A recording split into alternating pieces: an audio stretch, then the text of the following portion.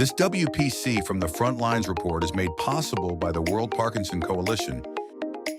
This is Robin Elliott. I'm coming to you from the front lines of the 7th World Parkinson Congress, and I'm happy to report to you on a session that was conducted this morning, Wednesday of the conference, on the subject of psychosis and Parkinson's, led by Dr. Dan Weintraub, a very eminent professor and scholar in this field.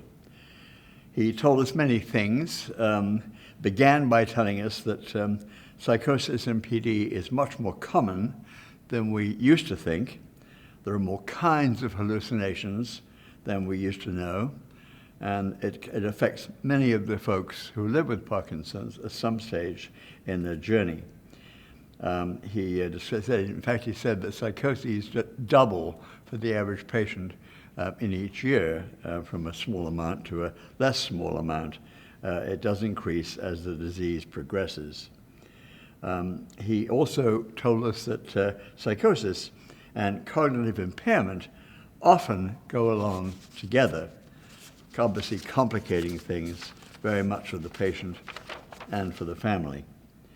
There was also on the panel a couple who were patients with living with the disease, and it was very touching exchanges with Professor Weintraub, in which the patient would describe the fear that his wife had of stealing money and having an affair with his best friend.